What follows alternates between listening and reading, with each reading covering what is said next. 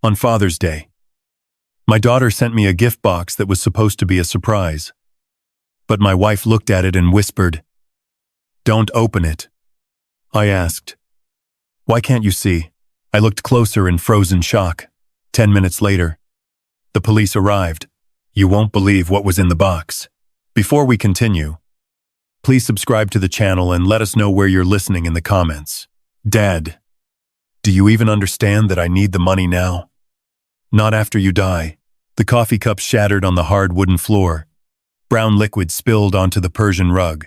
Samantha's face flushed, and her manicured fingers still trembled from dropping the cup. I gripped the inheritance documents tighter. 30 years of careful planning, reduced to weapons in my daughter's desperate hands. The papers crinkled under my white knuckles. Samantha, I'm not an ATM. You'll get your inheritance when the time comes. Peter lounged deeper into our leather sofa, his smirk widening. Come on, Will. She's your only daughter. What's a few thousand to help us out? A few thousand. The man had no shame. Last month, it was gambling debts. Before that, Samantha's shopping sprees.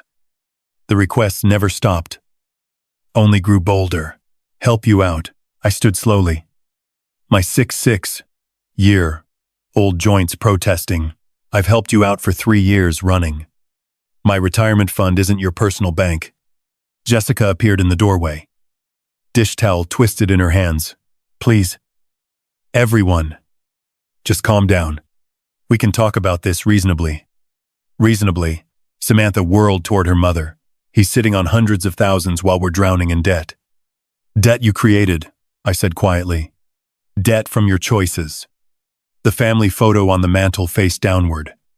Had it fallen during Samantha's tantrum, or had someone deliberately turned it? The silver frame reflected the overhead light like a mirror, showing nothing but empty brightness. Peter shifted forward, elbows on his knees. Look, Olmen, you're not getting any younger. Why not enjoy sharing your wealth while you're alive to see it appreciated? Olmen, the disrespect tasted bitter in my mouth. This from someone who never held a steady job, who lived off my daughter's credit cards and my occasional generosity, because I worked 43 years for that money. Each word came out harder than the last. 43 years of 1-2-hour days, missed dinners, canceled vacations, so you could have a comfortable childhood. Samantha, so your mother and I could retire with dignity. Dignity. Samantha laughed harshly. What's dignified about hoarding money while your daughter suffers? Suffers. I looked at her designer handbag, her fresh highlights, her expensive jewelry, Peter's brand new sneakers. Their suffering looked remarkably comfortable. Your suffering is self-inflicted. The words escaped before I could stop them. Every crisis, every emergency, every desperate plea for money. You created them all. The silence stretched tight as piano wire. Jessica stepped fully into the room, her face pale. William, she whispered, maybe we should. Should what? Samantha's voice cracked like breaking glass. Should keep enabling your selfishness. Should keep pretending you're a loving father instead of a greedy miser. The accusations hit like physical blows. Greedy, selfish, unloving. 3 years of sacrifice. And this was my reward. Peter stood up, his expression shifting to something uglier. You know what I think? Will I think you enjoy watching us struggle? Makes you feel powerful, doesn't it? Get out. The words came from somewhere deep in my chest. Both of you. Get out of my house. Your house. Samantha's eyes glittered dangerously. This house that Mom helped to pay for. This house where I grew up. You can't just kick out your own daughter. Watch me. But she wasn't moving.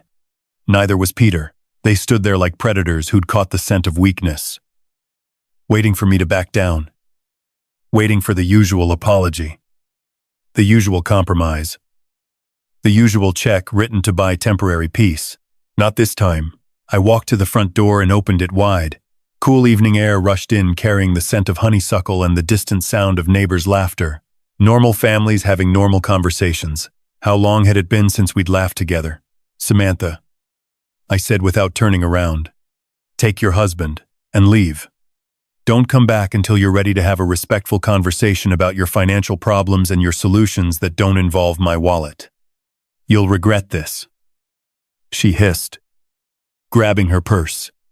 When you're old and sick and need someone to take care of you, remember this moment. Remember how you chose money over family. Her heels clicked across the hardwood like gunshots. Peter followed, pausing at the threshold. This isn't over. Olmen, he muttered. Family doesn't abandon family. The door slammed hard enough to rattle the windows. The silence felt heavier than their shouting had. I stood frozen at the front door, my hands still gripping the brass handle. Through the decorative glass panels, I watched Samantha's BMW reverse aggressively out of our driveway. Tires spinning on the asphalt. Jessica's soft footsteps approached from behind. William. I turned slowly. The living room looked like a battlefield. Coffee stains darkened the Persian rug we'd bought for our 20th anniversary. Inheritance documents lay scattered across the hardwood floor like fallen leaves. The overturned family photo caught the lamplight, its silver frame winking mockingly. 43 years. I whispered more to myself than to her. What? 43 years I worked overtime shifts during her high school years, so she could have new clothes. College textbooks. That car for her 16th birthday. My voice caught. The wedding we couldn't afford but paid for anyway. Jessica picked up the scattered papers, her movements careful and deliberate. She's struggling. William. The gambling problem is her choice. The words came out sharper than I intended. Every casino visit. Every online bet. Every lie about where the money went. Her choices. I walked to the mantel and righted the family photo. 5-year-old Samantha smiled back at me. Gap-toothed and innocent. Sitting on my shoulders at the county fair, when had that joyful child become this manipulative stranger? Demanding my life savings. Remember when she wanted that dollhouse for Christmas, I asked. Touching the glass. The one from the expensive toy store downtown. I worked double shifts to afford it. Jessica's silence was answer enough. We both remembered. Just like we remembered the ballet lessons. The summer camps. The brand name shoes because her friends all had them. Every sacrifice made gladly for our daughter's happiness.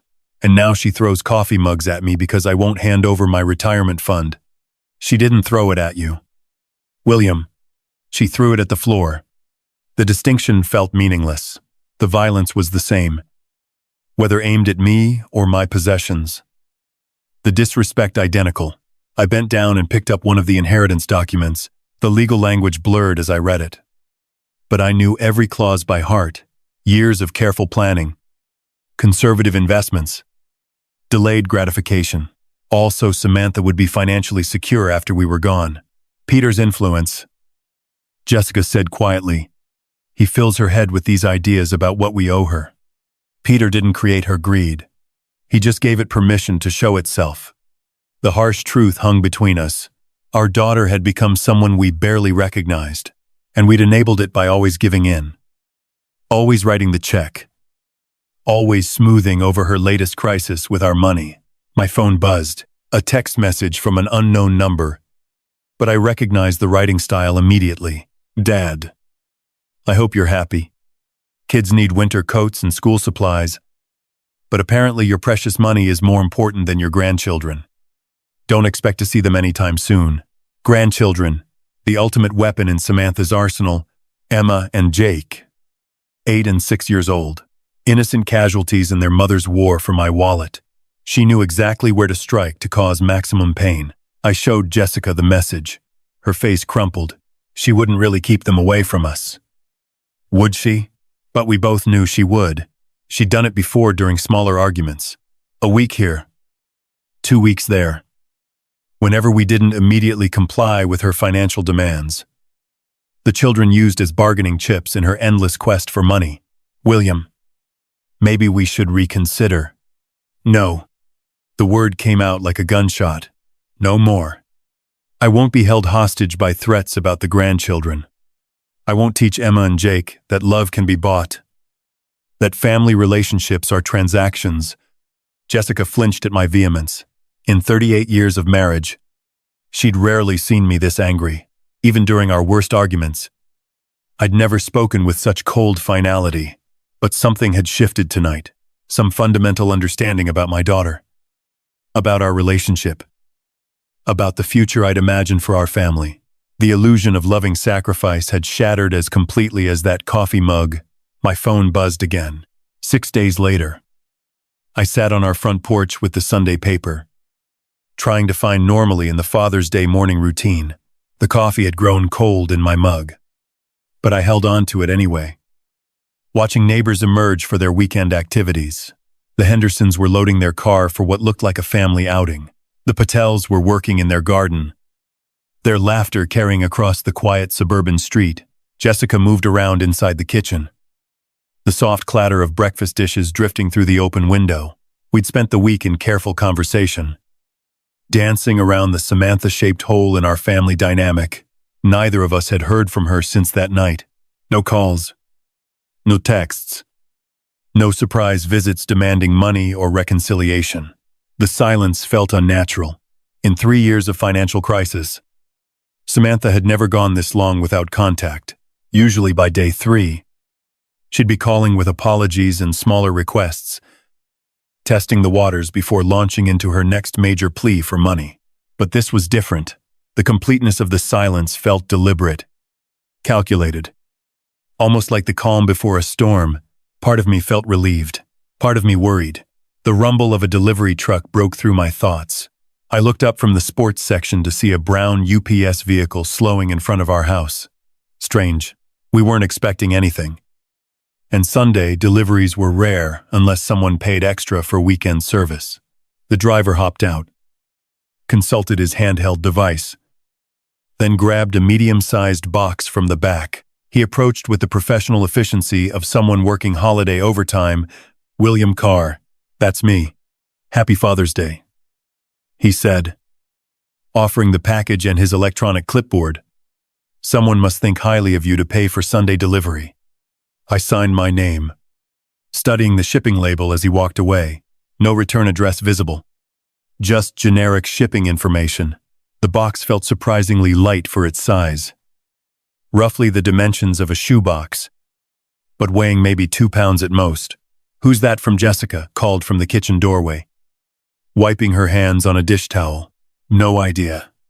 I carried the package inside, setting it on the coffee table where inheritance documents had scattered just 6 days earlier. "No return address." She approached, her expression curious but cautious. Jessica had always been more suspicious of unexpected deliveries than I was. Too many years of hearing about package bombs and mail fraud on the evening news. "Maybe it's from the grandchildren," she suggested, but her tone lacked conviction. "Emma did ask about Father's Day when we saw them last month. Before Samantha had weaponized them against us. Before the threats and ultimatums, I pushed those thoughts away." "Could be," I agreed, though something felt off. The timing seemed too convenient, too calculated. And Emma wouldn't have paid for special Sunday delivery. Jessica leaned closer, examining the box with the methodical attention she brought to everything from grocery shopping to crossword puzzles. Her fingers traced the edges of the shipping label. "William," she said slowly. "Don't open it." "Why?" She pointed to something I'd missed entirely in my casual handling. "Can't you see the holes there for breathing?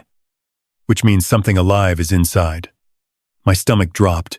Now that she'd pointed them out, I could see tiny punctures in the cardboard, barely visible unless you knew to look. Small, precise holes that someone had clearly made on purpose.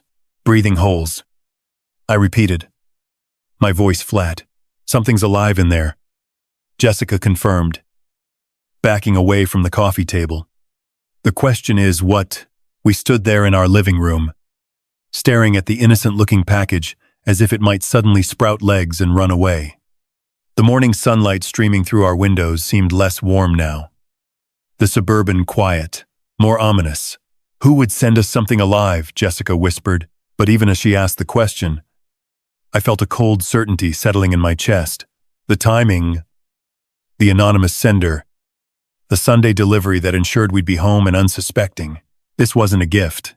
This was something else entirely. From inside the box came the faintest sound. A soft rustling that made us both freeze. The sound stopped as quickly as it had started. Leaving us in tense silence, Jessica grabbed my arm, her fingernails digging into my skin through the cotton of my polo shirt. "Did you hear that?" she breathed. I nodded, unable to trust my voice. Whatever was in that box was very much alive. And it was waking up. A soft hissing sound emerged from the cardboard. Barely audible, but unmistakably real. We both froze, staring at the package as if it might explode at any moment. The sound stopped. Silence stretched between us like a held breath. Then it came again. Longer this time. A distinct hiss that sent ice through my veins. Jessica's grip on my arm tightened until her nails bit through the fabric of my shirt. "William," she whispered, her voice barely a breath. "Call someone now." My hands shook as I pulled out my phone. Muscle memory taking over, while my mind struggled to process what we were facing. The numbers felt foreign under my trembling fingers. "What's your emergency?" "911. "We have a suspicious package here with something alive inside." The words tumbled out faster than I intended. "It was delivered this morning with no return address. And it's making sounds." "Sir, can you describe the sounds you're hearing?" I glanced at Jessica, who nodded encouragingly. The hissing had stopped again. But we both knew it would return. "Hissing," I said. "Like..." I couldn't finish the sentence. "Like a snake." The thought felt too dangerous to voice aloud. "Are there any visible threats or damage to the package?"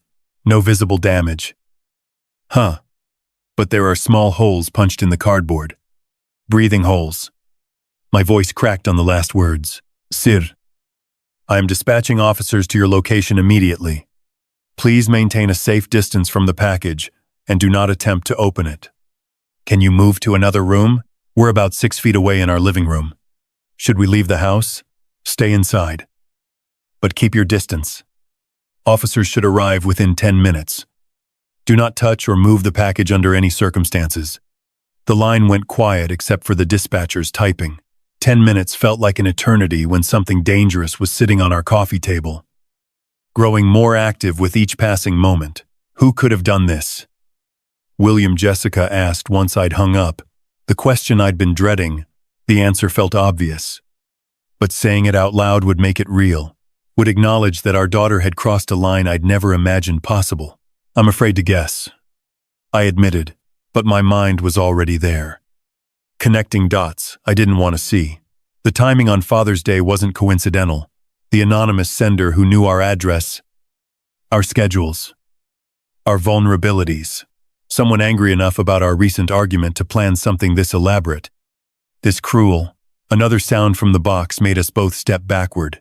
Not just hissing this time, but a rustling that suggested movement.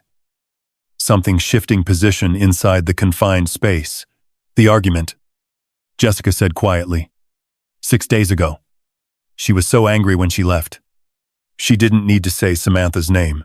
We were both thinking it, both arriving at the same horrible conclusion through different paths of logic and dread. But this, I gestured at the package.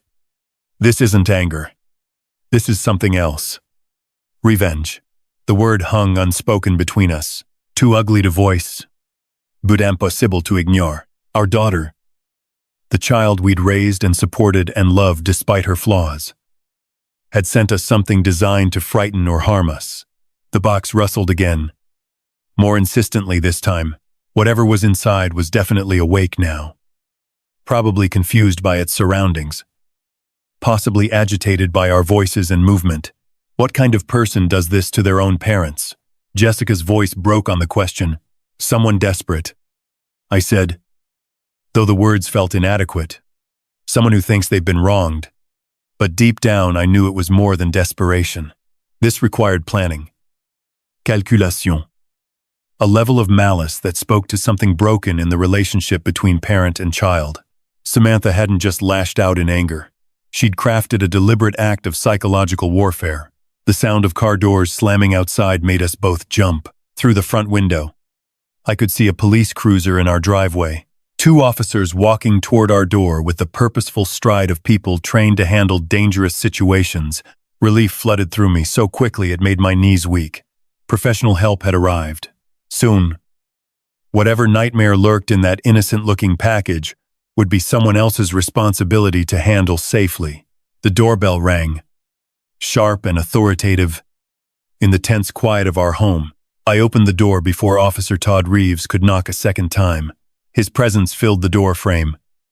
Tall, solidly built with the practiced alertness of someone who'd handled domestic emergencies.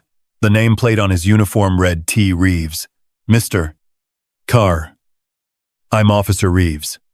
We received your call about a suspicious package. Yes. Thank you for coming so quickly. I stepped aside to let him enter.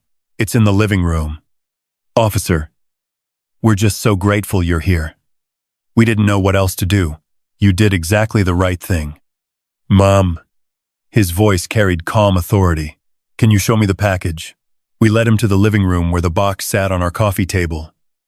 Looking smaller now that professional help had arrived, Officer Reeves approached carefully, pulling latex gloves from his utility belt.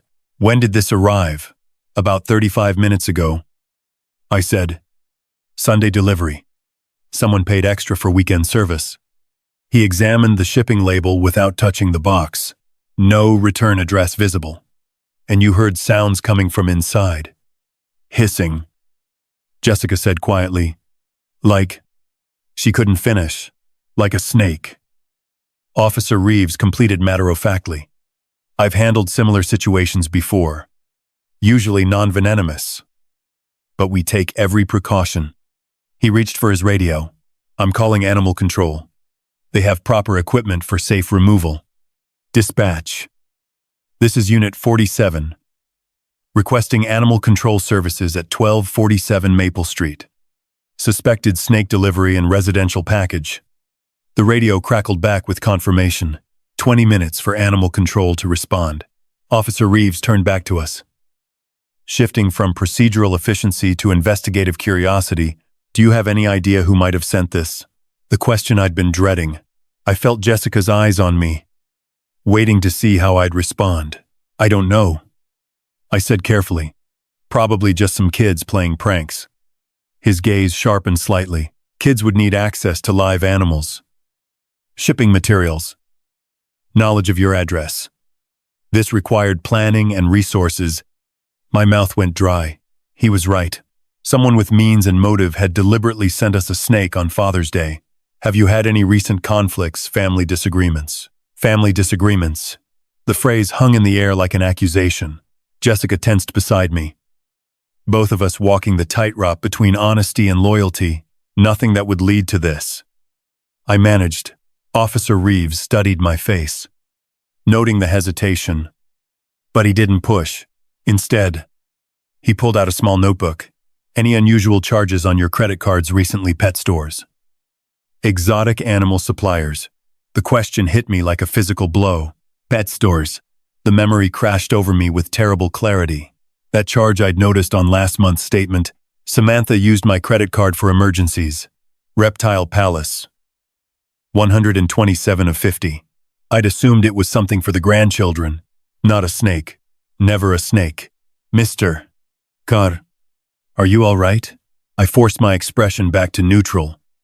Though my heart hammered against my ribs, I'm fine. Just processing all this. But I wasn't fine. The puzzle pieces were falling into place with horrifying clarity. The timing. The knowledge of our routines. The access to my credit card. The deliberate cruelty of choosing Father's Day. My daughter had sent me a snake. Will you be filing a formal report? Officer Reeves asked. We can investigate the package origin. Pursue charges if we identify the sender. I looked at Jessica. Saw the same conflict behind her eyes. Part of me wanted justice. But the larger part, the part that had spent 34 years protecting Samantha despite her flaws, couldn't turn her over to police. No, I said quietly. I don't want to make a mountain out of a molehill. If it's just a prank, filing charges seems excessive. Officer Reeves made a note. though his expression suggested he'd heard this response before, family loyalty trumping justice. Even when family members crossed dangerous lines, another vehicle pulled into our driveway. Through the window, I could see a white van with Animal Control Services painted on the side. "That'll be Mike Johnson," Officer Reeves said. "Best wildlife specialist in the county. He'll have this resolved safely within the hour." But as I watched the animal control officer grab his equipment, I knew the real situation was just beginning. Mike Johnson from Animal Control worked with the methodical efficiency of someone who'd handled stranger situations than ours. Within 20 minutes, he'd safely extracted a 3-foot corn snake from the shipping box, confirmed it was non-venomous, and loaded it into a secure carrier for transport to a local reptile rescue. "Beautiful specimen," he said, securing the carrier in his van. "Someone paid good money for this one. Corn snakes make excellent pets when properly cared for. Shame someone used it for whatever this was." Officer Reeves shook hands with both of us before departing. "Call if you remember anything else about possible senders, Mr. Carr. Even pranks like this can escalate if left unchecked." I nodded, maintaining the facade of cooperation while my mind churned with darker possibilities. Both vehicles disappeared down our quiet suburban street, leaving Jessica and me alone with the morning's aftermath. The living room felt different now, violated somehow. Despite the professional cleanup, the coffee table bore faint water stains where Mike had disinfected the surface. The scattered inheritance documents had been restacked neatly, but their symbolic power had shifted. They were no longer tools of family planning, but evidence of the betrayal that had triggered this morning's events. Jessica busied herself in the kitchen, running water in the sink with unnecessary vigor, stress cleaning, her standard response to family crisis. I stood at the front window watching the Hendersons return from their Father's Day outing, their car loaded with picnic gear and children's laughter. Normal families, normal Sunday mornings, normal fathers who didn't receive venomous surprises from their daughters. The credit card charge burned in my memory like a brand. Reptile Palace, 12750. 3 weeks ago, right after our argument about the inheritance. Perfect timing for planning revenge. My phone felt heavy in my hands as I scrolled to Samantha's contact information. Her smiling photo looked back at me. A picture from Emma's birthday party last year. Before the financial demands had escalated. Before the threats about grandchildren access.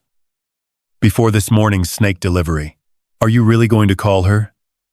Jessica asked quietly from the kitchen doorway. "I need to know for certain. And if she admits it," the question hung between us like a challenge. What would I do if my suspicions were confirmed? What action could a father take against a daughter who'd crossed such a fundamental line? I didn't have an answer yet. But I knew the conversation was necessary. The phone rang twice before she picked up. "Dad." Samantha's voice carried artificial brightness. The tone she used when she wanted something or was hiding something. "How's your Father's Day going?" My grip tightened on the phone. How's my Father's Day going? If she was innocent, the question was natural. If she was guilty, it was cruel. Mockery. Interesting morning. Actually, I kept my voice neutral.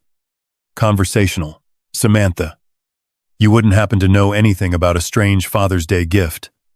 "No." "Dad, what happened?" Her response came quickly.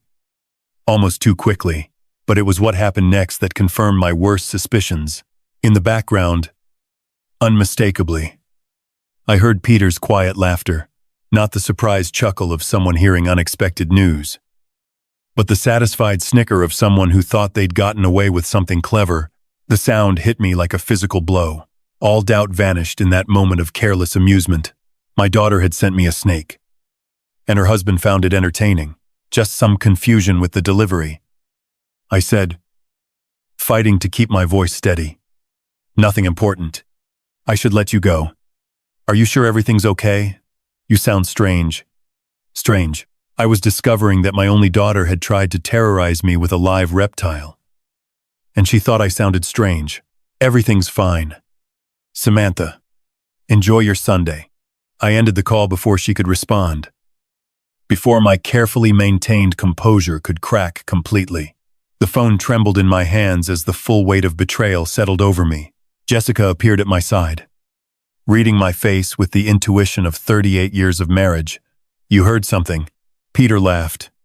The words came out flat, emotionless. In the background, when she asked what happened, he laughed like it was the funniest joke he'd ever heard. Her hand found my arm, a steadying presence in the shifting landscape of our family dynamics. "What are you going to do?" I looked down at the phone, then toward my home office, where the computer held access to bank accounts, credit cards, and all the financial tools that had kept Samantha afloat for 3 years running. "I'm going to teach my daughter about consequences." 7 o'clock found me sitting in my home office.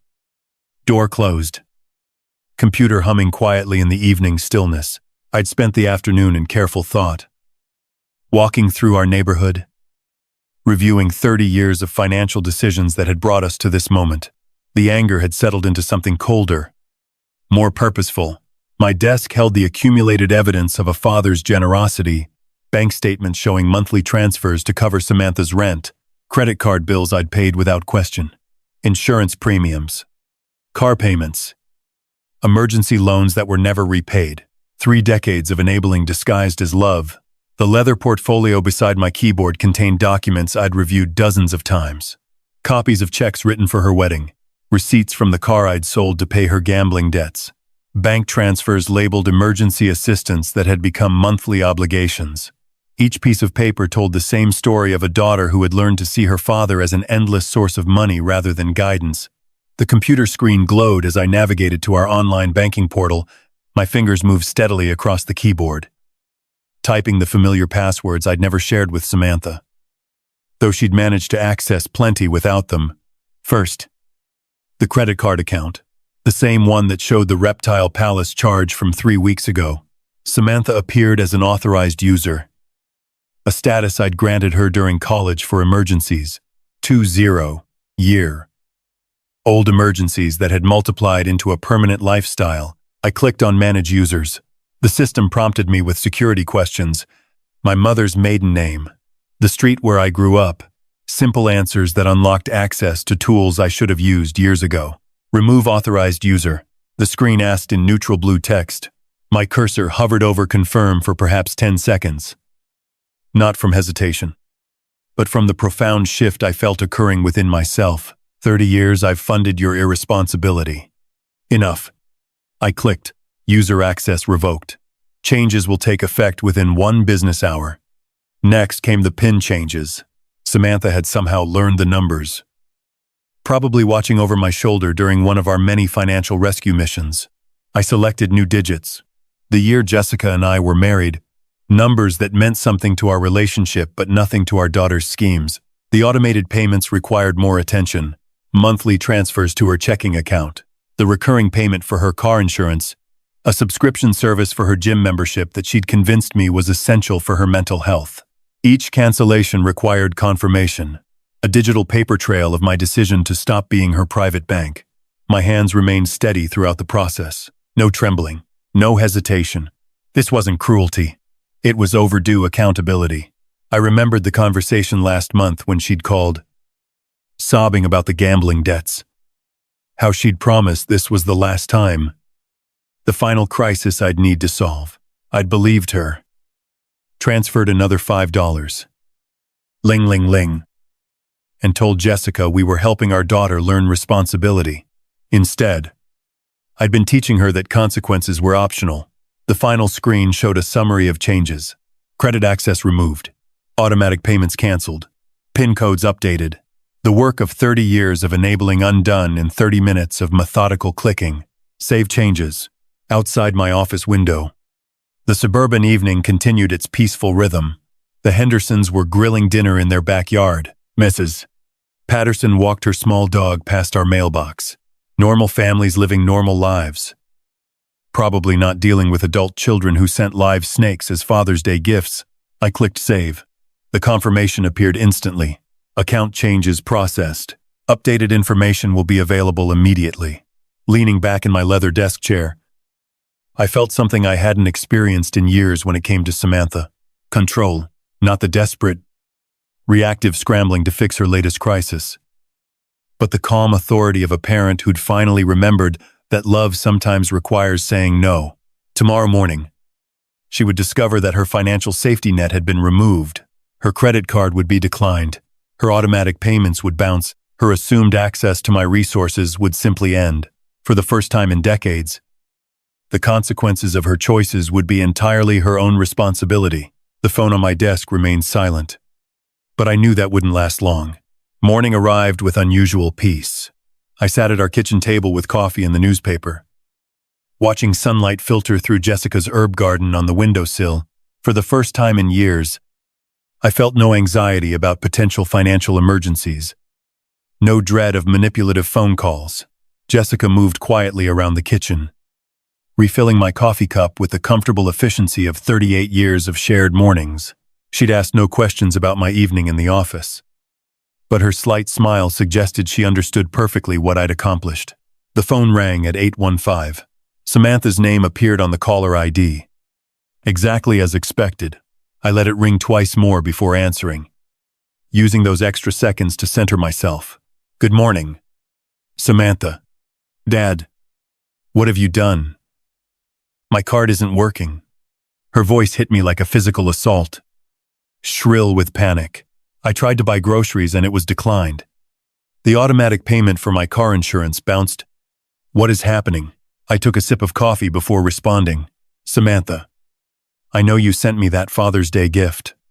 The silence stretched for several heartbeats. When she spoke again, her voice had shifted from panic to defensive fury. You've lost your mind. How could you set me up like this? Set her up. Not. What are you talking about? Or, what Father's Day gift? The woman who had sent me a snake was now accusing me of setting traps. Her reaction told me everything I needed to know. I didn't do anything. I said calmly, I simply stopped paying for your irresponsibility. This is insane. You can't just cut me off without warning. I have bills. Obligations. Responsibilities. Responsibilities. I let the word hang between us. Like the responsibility to treat your parents with basic respect. Like the responsibility to handle your own finances instead of depending on mine. Jessica had stopped her morning routine to watch my face, reading my expressions for signs of stress. But I felt remarkably calm, almost detached from Samantha's hysteria. Dad, please. You don't understand. Peter and I are struggling right now. The apartment rent is due, and my car payment, your car payment that I've been making for 2 years, your apartment rent that comes out of my account every month. Perhaps it's time you understood what actual financial responsibility looks like.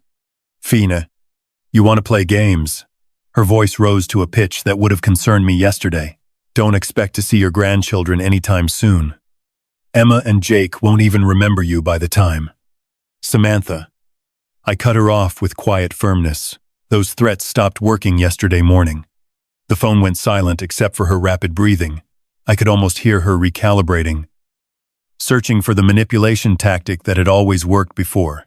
I can't believe you're doing this to me, she whispered, switching to the victim voice that had opened my wallet countless times. I'm your daughter.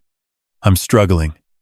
And instead of helping me, you're punishing me for something I didn't even do. Something she didn't even do. Still no direct denial. No confusion about what gift I'd referenced.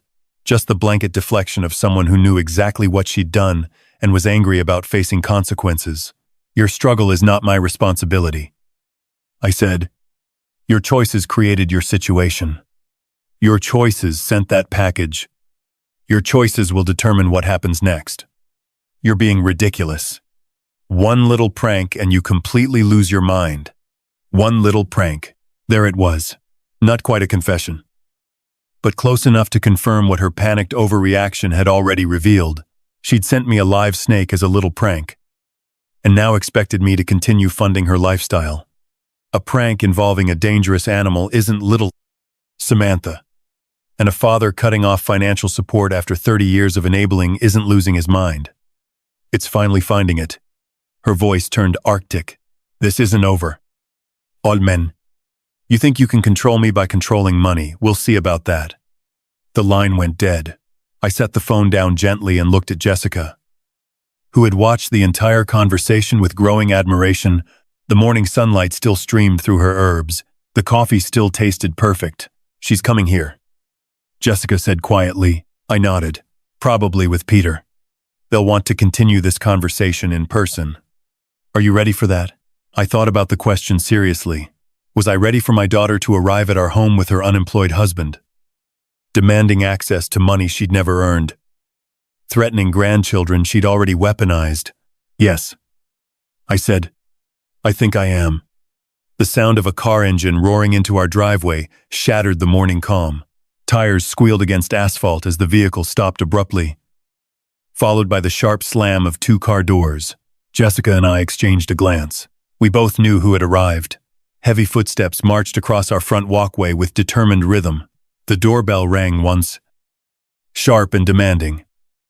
Then immediately again when no one answered fast enough.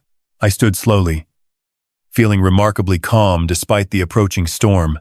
Stay here, I told Jessica quietly. No. Her voice carried unexpected strength. We're in this together. The doorbell gave way to aggressive knocking. I walked to the front entrance and opened it to find Samantha and Peter standing on our porch like a two-person army ready for battle. Samantha's face was flushed red with anger, her hair disheveled as if she dressed hastily and driven here in fury. Peter loomed behind her, his expression dark with malice I'd never seen directed at me before. Dad. Samantha's voice vibrated with barely controlled rage. We need to talk. We already talked this morning. I remained in the doorway, not inviting them inside. I thought I was quite clear. Clear? She laughed harshly. You were insane. You can't just cut me off because of some ridiculous misunderstanding about a Father's Day package. Even now, standing on my doorstep demanding money. She couldn't bring herself to admit what she'd done. There's no misunderstanding. Samantha, you sent me a snake. I responded appropriately. Peter stepped forward, his bulk filling more of the doorway. Look, all men. Maybe you didn't think this through properly. Samantha has expenses, responsibilities. Kids need things. Kids whose mother threatens to keep them away from their grandparents when she doesn't get money. I replied evenly. Samantha's face contorted with desperate fury. Fine. You want to play hardball. You'll never see your grandchildren again. Emma and Jake will grow up knowing their grandfather chose money over family. The words that had once been my greatest fear now felt powerless against the clarity I'd gained. I looked at my daughter and saw not the child I'd raised, but the manipulative stranger she'd become. Samantha, I said quietly, that's not a threat. That's a blessing. The shock on her face was complete. This was not the response she'd expected, not the devastating blow that had always brought me to my knees before. Peter's mouth fell open. You. What? Samantha stammered. If you're the kind of person who uses children as weapons against their grandparents, then perhaps it's better that they're not exposed to that kind of manipulation while they're young. Peter's expression shifted to something darker. He stepped forward close enough that I could smell the anger radiating from him. We know where you live. All men, he said, his voice low and menacing. We know your routines, your schedule. You might want to reconsider your position. I felt Jessica tense behind me, but I remained perfectly still. Are you threatening me? Peter, I'm just saying that family relationships work both ways. You want to cut us off? Fine. But don't expect us to just disappear quietly. Actually, I said, that's exactly what I expect. And if you choose not to disappear quietly, that becomes a matter for the police rather than family negotiation. Samantha grabbed Peter's arm, perhaps sensing he was pushing into territory that could have legal consequences. But her touch didn't calm him. It seemed to fuel his aggression. You think you're so smart, Peter continued. You think cutting off our money makes you powerful. There are other ways to get what we need. I'm sure there are. I agreed. Like getting jobs. For instance, nouvel concept. But people have been supporting themselves through employment for centuries. This isn't over, Samantha hissed, her desperation transforming into pure venom. You'll regret treating us like this. Family doesn't abandon family. And there will be consequences. There already are consequences. I said, "You're living them right now." They stared at me for a long moment, perhaps finally understanding that no amount of threats, guilt, or manipulation was going to restore their access to my resources. The man who had spent 30 years being their personal bank had simply closed without another word. Samantha spun on her heel and stalked back to their car. Peter followed, but not before giving me one last menacing look. I watched them drive away, their car engine revving unnecessarily loud. Only when their taillights disappeared did I close the front door and turn to Jessica. Her face was pale, but her eyes held something I hadn't seen in years. Pride. "We're going to need legal advice," I said.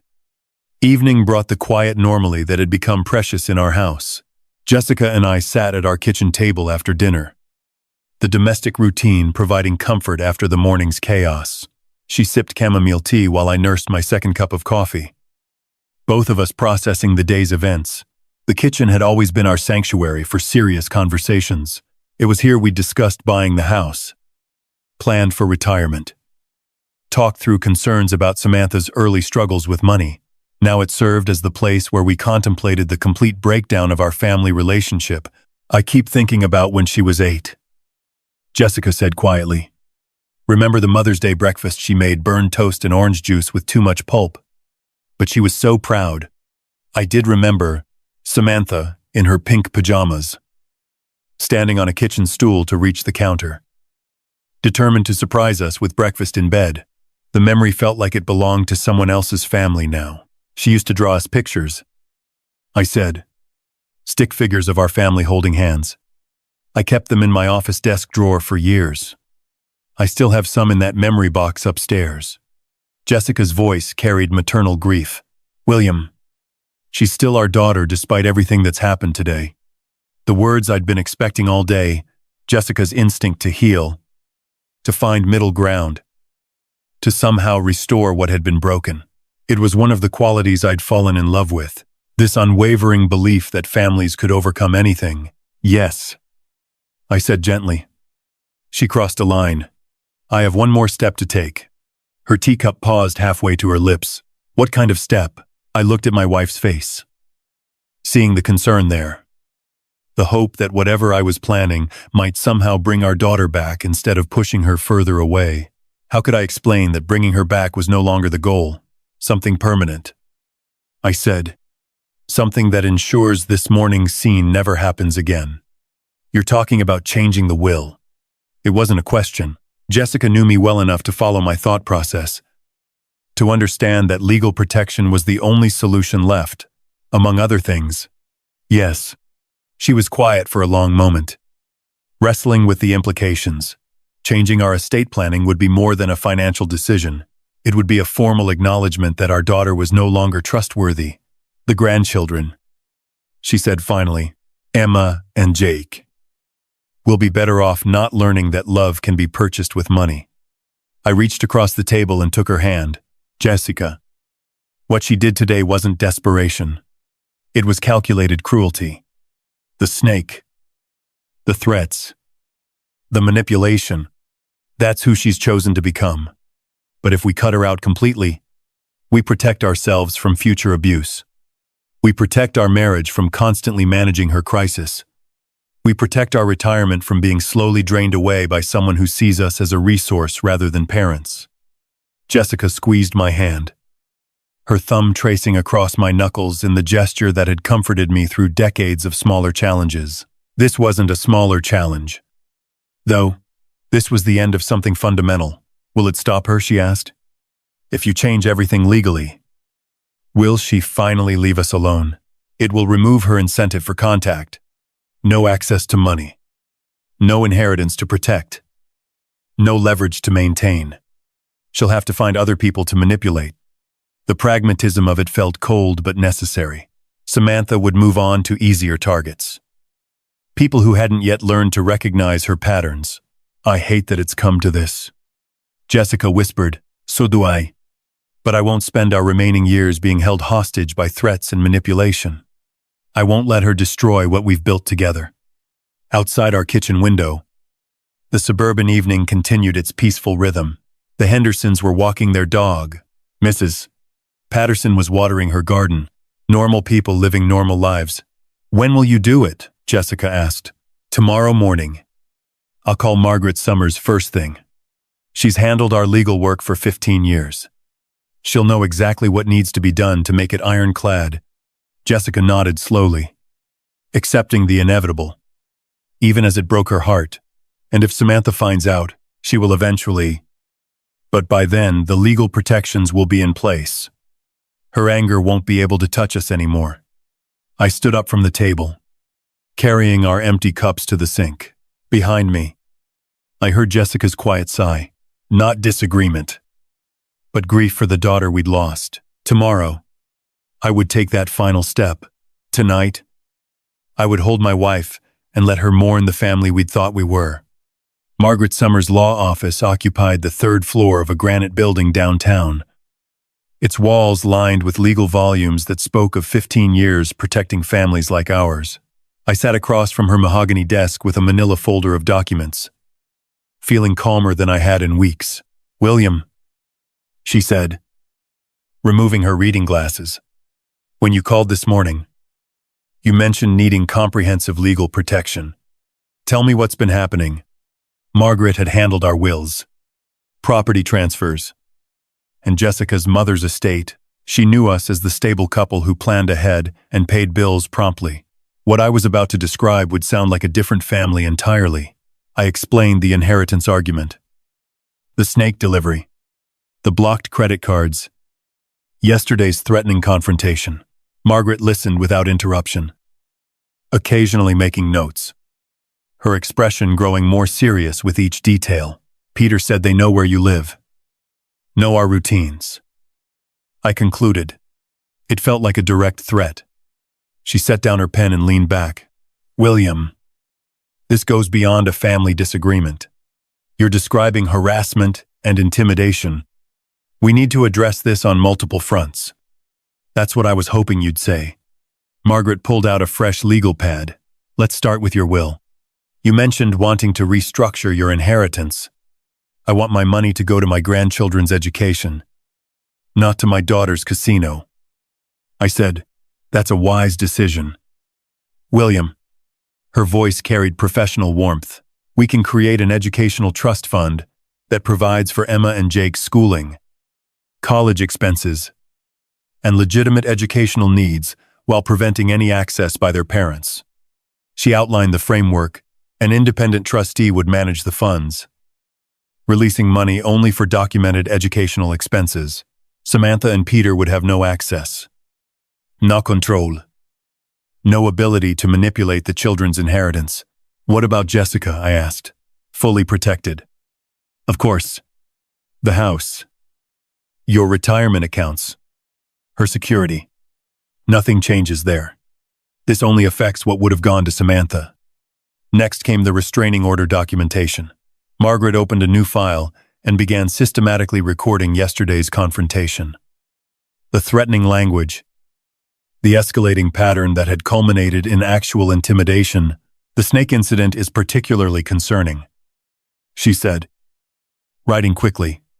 Using live animals to frighten elderly parents shows planning and malice that courts take seriously. How long does this process take? The will modifications can be finalized within the week. The restraining order can be filed today. Once it's granted, any contact from Samantha or Peter becomes a legal matter rather than a family dispute. I felt something release in my chest, a tension I'd been carrying for months. The weight of being perpetually available for Samantha's crisis, of walking on eggshells to avoid triggering her threats, of enabling destructive behavior. All of it was ending. There's one more thing, Margaret said. Based on what you've described, I recommend documenting everything for potential future legal action. Keep records of any attempts to contact you, any violations, any attempts to involve the grandchildren. You think it will get worse before it gets better. People who use manipulation and threats don't usually accept boundaries gracefully. When Samantha discovers she's been cut out of your will and served with a restraining order, her reaction may be significant.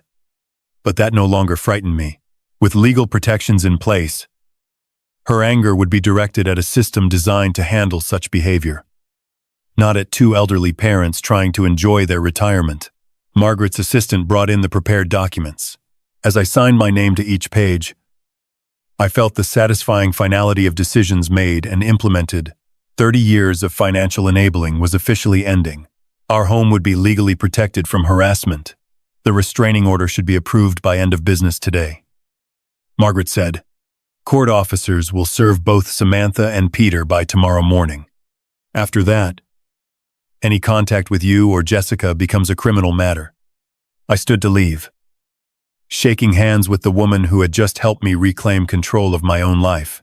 Outside her office windows, the city continued its normal rhythm. William, Margaret called as I reached her door. "You've made the right choices.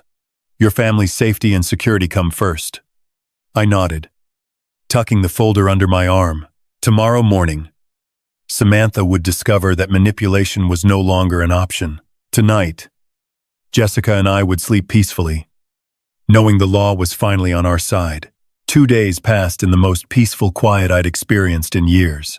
Jessica and I fell back into the comfortable routines that had been constantly interrupted by Samantha's crisis. Morning coffee, without dreading phone calls. Afternoon walks without checking for missed messages. Evening dinners without discussing the latest financial emergency. On Thursday afternoon, Margaret called to confirm what I'd been anticipating. "William, the documents were delivered at 2:15 today. Both Samantha and Peter have been served with the restraining order, and they've received copies of the will modifications. It's done." I thanked her and hung up, then sat quietly in my chair for several minutes. Outside our window, Mrs. Patterson was planting spring flowers in her garden. The Hendersons' children were riding bicycles on the sidewalk.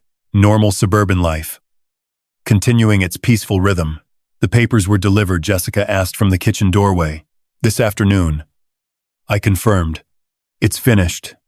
She came and sat beside me, taking my hand in hers. We didn't need to discuss what Samantha's reaction might be, or whether she would try to find ways around the legal barriers Margaret had erected. The law was clear, the protections were comprehensive, and for the first time in 30 years, we were truly free from her manipulation. I thought about the daughter I'd raised, the little girl who'd drawn stick-figure families and made breakfast in bed on special occasions. That child had grown into someone who sent live snakes to her father and threatened to weaponize his grandchildren against him.